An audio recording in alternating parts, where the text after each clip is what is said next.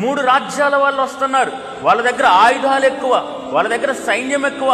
నా దగ్గర అయితే ఏమీ లేదు, దేవుడు తప్ప, స్తోత్రం కలుగును గాక. అప్పుడు ఆయన అనుకున్నాడు, ఇటువంటి కష్టమైన సమయంలో, ఇటువంటి క్లిష్టమైన సమయంలో ప్రార్థన కాదు, ఉపవాస ప్రార్థన మాత్రమే నన్ను విజయంలోకి తీసుకెళ్తుందని చెప్పి ఆయన నమ్మి ఉపవాసాన్ని ప్రకటన చేశాడండి. స్తోత్రం కలుగునుగా. మనము ఒకానొక స్థాయికి వచ్చిన తర్వాత ప్రార్థన మర్చిపోతాం. ఒకానొక స్థాయికి వచ్చిన తర్వాత మొదట దేవుణ్ణి నమ్ముకున్న కొత్తలో భక్తి బాగానే ఉంటుంది. మొదటి రోజున్న ఆసక్తి రాను రాను రాను తగ్గిపోతూ ఉంటుంది. ఏం వెళ్తాంలే అని. కార్యం జరిగిపోయిన తర్వాత కూడా కొన్ని సందర్భాల్లో మర్చిపోతూ ఉంటాం. హల్లెలూయా. వివాహం జరిగిన తర్వాత, గర్భఫలం వచ్చిన తర్వాత, రోగం పోయిన తర్వాత, కార్యం జరిగిన తర్వాత, బాధలు తీరిపోయిన తర్వాత, గట్టెక్కిన తర్వాత దేవుణ్ణి మర్చిపోయే వాళ్ళు చాలా మంది ఉన్నారు. కానీ ఈ రాజు మాత్రం ఉపవాస ప్రార్థనని మర్చిపోలా, ప్రార్థనని విడిచిపెట్టలా.